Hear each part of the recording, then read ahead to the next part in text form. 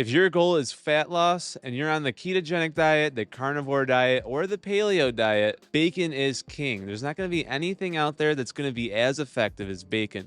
There's really three primary reasons for this. The first being is that bacon has almost ideal keto macros. Keto macros meaning bacon has about a 1.2 to 1 ratio of keto macros. That for every gram of protein, there's 1.2 grams of fat. This is amazing for fat loss. It gets you into really deep ketosis. For people that are over 300 pounds, the deeper the ketosis you are, the easier it's going to be to stick to your diet. But reason number two that bacon is so great is it's electrolyte management by default. It's really just pork belly that's been sitting in a salinated solution for an ambiguous amount of time. As long as you're eating bacon and drinking water, your electrolyte management is going to be perfect. And then the third reason, let's face it, when it comes to sticking to a diet, the most important factor is sticking to the diet.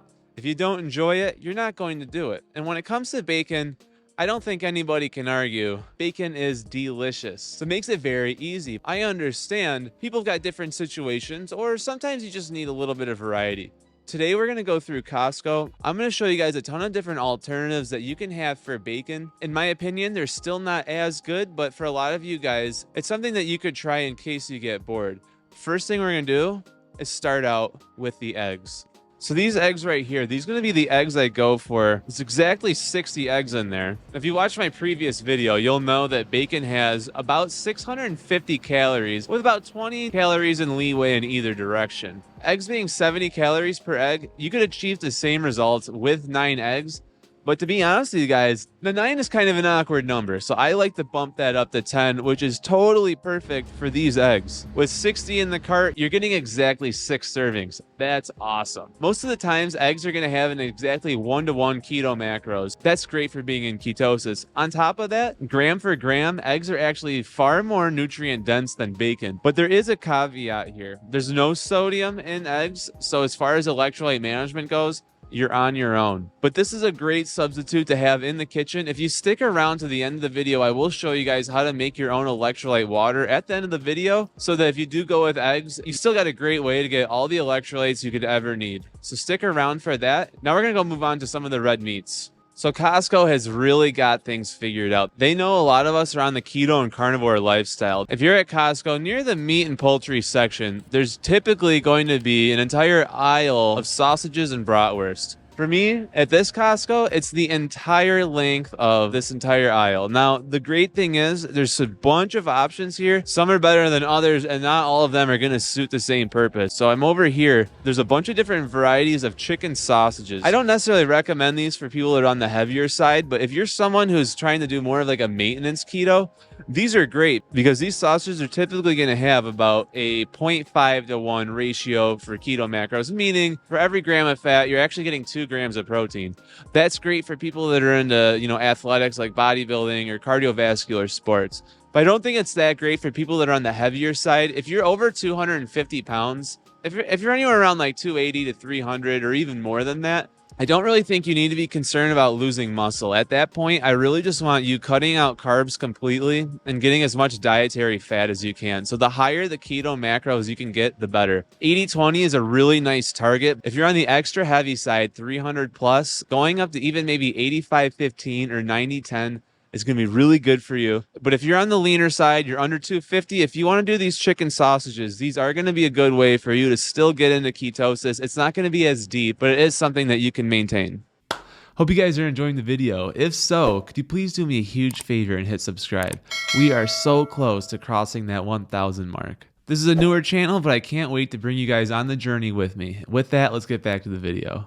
So something I really do enjoy are going to be these Kirkland Brats. These Brats right here have extremely high keto macros. Coming in at 22 grams of fat and 18 grams of protein, similar to bacon, that's at around a 1.2 ratio. That's perfect. Plus they already come preloaded with sodium. These are actually pretty interchangeable with bacon. If you like brats and you're a little bit burnt out, you got some fatigue, brats are totally on the menu. In fact, I have a lot of clients that do very well with brats.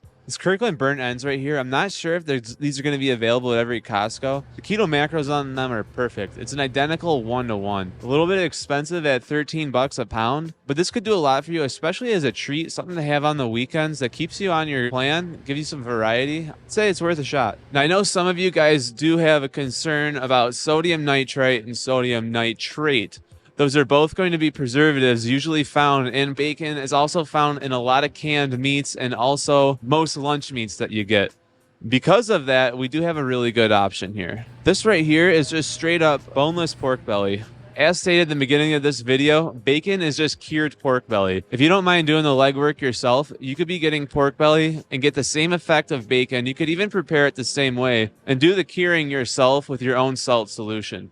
It's going to be more work up front, but if sodium nitrate or sodium nitrite is something that's a concern to you, this is going to be a really good option so that you can still stay very healthy, be preservative free, and still be on the bacon diet. So pork belly is totally on the menu. So this right here is absolutely crazy. The keto macros on here are a 6-to-1. It's going to be the very large pork belly from the brand Swift. I don't know if this will be at every Costco, but if yours has this, it's worth looking into. You could actually do incredibly well. I would recommend if you're going to go this route, you probably want to have some sort of smoker or maybe like a large oven that you can cook it in. It's going to be horribly messy, especially once that fat starts to marble. So it's something to keep an eye on or kind of be aware of before you get into it. Beef is always going to be fatty by default. You're getting better macros and you go for things like the ribeye or a beef chuck. Of course, you can never go wrong with ground beef itself. If you were ever worried about the macros, what I do, I keep a mason jar of bacon grease in my house. You could always put a spoonful of this on top of your ground beef if you were ever concerned that there's too high of protein. Now, before we move on, I do want to make an honorable mention to the chicken thighs. Chicken thighs, unlike chicken breasts, is very high in fat. If you're someone that likes poultry and you want to keep eating chicken, you could do very well having chicken thighs or even chicken wings. Just make sure that you still get that fat in you. Now let's move over to some of the seafood. Now, as far as fish is concerned, the whitefish is actually usually very lean. But if you go for salmon, salmon has a lot of fat in it. Especially if you have it raw, you can get very, very good keto macros on salmon. I highly recommend if you're into seafood, having salmon be a staple in your diet. Now, like I've been saying in the beginning, if you're going this route, you do have to do electrolyte management on your own. That means you're either going to need to be salting your meats or you're going to need to be drinking an electrolyte solution. Again, wait till the end of the video, cover exactly how to do that. So as I move over the refrigeration aisles, the reason you want to avoid protein, especially if you're on the very heavy side, there's a process called gluconeogenesis. This is the process when your body turns excess protein into glucose. This isn't a huge deal, especially for people that are active, but one thing that is going to result in is you having increases in hunger. That's because whenever insulin rises, your hunger hormone ghrelin is going to rise with it. By virtue of converting the protein into glucose, your insulin is going to rise a little bit. So all of these different levels are going to be going up in tandem, which is why the heavier you are, the more you want to be in a deep state of ketosis. 80-20 macros all day, you won't even be hungry. You'll forget that you're even dieting. I promise you. All right, now this one is probably going to be a little bit location specific. Not every Costco might have this. What we're looking at right here is 100% grass-fed Wagyu ground beef patties. The keto macros on these are incredible. A key characteristic of Wagyu is being extraordinarily high in fats. This is incredible for people that are trying to do carnivore or keto. You'll be in such deep ketosis, you really won't feel any hunger, and we haven't even talked about the flavor. These patties are going to taste incredible. Just make sure that you're getting your salts in, and that's going to work really well for you. If your Costco doesn't have the Wagyu patties available, you probably do at least have the ground chuck and Angus patties. Those are going to work just as good. Now, I just walked by the Italian meatballs. This is actually something you want to be careful from. Not everything you see is going to actually be keto friendly. You might know this, you might not. But meatballs typically have a little bit of breading in them. There's enough carbohydrates in a meatball that's going to knock you out of ketosis. These foods can be really deceptive. You see the label, it says meatballs. You think that's probably going to be nothing but meat. I would always check the label if you're not sure. Just look for carbohydrates. Meat should always say 0 carbs. Otherwise, that means they've put some sugar in there or maybe loaded it up with a little bit of breading. Keep an eye out for that. Meatballs are going to be off the menu in this one. So over here, I'm in the bacon aisle. You already know this right here is going to be my favorite, but there's still some other really good choices down here if you're willing to get a little bit adventurous. So if nitrates aren't something that bothers you that much, Costco has a ton of different hot dog and Frank variety. There's a lot of different brands here. I'm not a big hot dog person. Not only have I never really liked them that much, they are usually loaded up with preservatives. If you're someone that likes hot dogs, you can make it work. As long as you're skipping the buns, you could use something like mustard or a relish. It's probably not your best choice. It's an option if you want it. Now here's something I actually want you guys to avoid at all costs.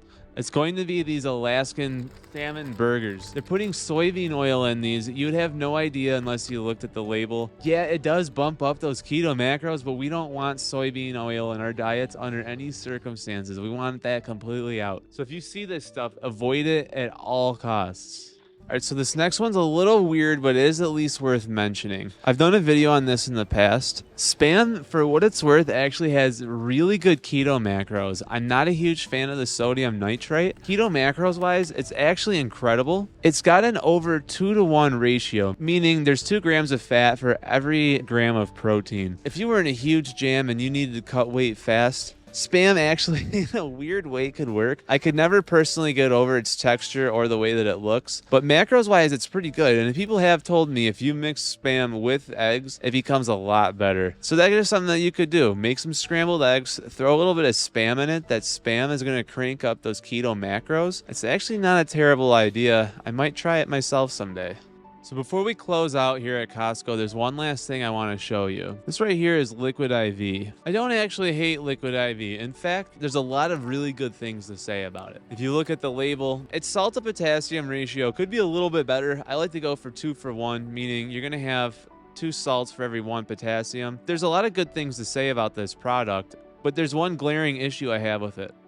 At this point in the video, my microphone unfortunately got muted. Hit the button by accident. What I was trying to say is that Liquid IV, as much as I do like it as a product, it's incredibly expensive. You can make this at home. In fact, I'm just about to show you guys how we do that. It's going to save so much money. When you look at the package, you're getting only 24 sticks, but you're spending $29. Over a year's span, that would end up costing you potentially hundreds of dollars if you had these regularly, like I recommend people do. Instead, doing a little bit of legwork up front on your end, what I'm about to show you guys will absolutely have you stocked up for years to come on all of the minerals that you would need to make your own electrolytes. When you see the packages that they come in and for the price point, I'm sure you'll agree. So why don't we get started and make some electrolytes? First things up, you're going to want to get a 1-liter water bottle. I have this with me at all times. Next up, I like to get with the Fiji waters or Evian. I go with spring water because they naturally have really good pH balances. Any mountain spring water will do. If you don't want to spend the money on spring water, I would say bottled water is just fine. I really don't recommend drinking tap water if you can avoid it. You know, low-key, I am kind of one of those anti-fluoride people, but that's just me. While I'm pouring this, a friend recently asked me, why don't I do bodybuilding videos anymore? Well, the truth of the matter is people weren't watching them, but I'm still in the game. I'm still lifting all the time. In fact, today did really heavy squats and then immediately after went out for my 5-mile run. If that's something that you guys want to see more content of, let me know and I'll gladly start shooting more videos of that style. Otherwise, we'll stick to the diet videos. Either way is fine with me. At the end of the day, I want to make videos that you guys want to watch. So I've got my 2 Fiji bottles poured in here. The first thing I'm going to do is get out the salt. So what I've got right here is Himalayan salt. You can use any salt. I just grabbed this because it's trendy. It doesn't really matter. I'm gonna take this, pour it in. This is 1/4 teaspoon, which comes out to be exactly a gram of salt. Next up, it's gonna be potassium chloride. I've got a link for this in the description of the video. This right here is an 8-ounce bottle, but I've got believe it's a 2-pound bag. I know it's about $22, which ends up being an absurd amount of potassium chloride. Now with this, you don't want to go the full 4th teaspoon because a 4th teaspoon would measure out to be 700 milligrams. So I only want to get 500. So I've put 1 gram of salt in. I've put 500 milligrams of potassium chloride. Those are amazing ratios. Next up is going to be the magnesium. Now big shout out to, I believe it was SDE. He recommended that I get off the magnesium sulfate. I've been trying the magnesium malate I've got right here. This does come out to be $30 a bag. But at 1 pound, you can spread this thing almost 5,000 servings. So you're almost guaranteed to never have to buy this again for quite literally the rest of your life. But just in case, save this video. If 5 years down the line you need more magnesium malate, you come to me, we'll get you sorted. So I'm only gonna put about 200 milligrams in, filling that teaspoon up very marginally.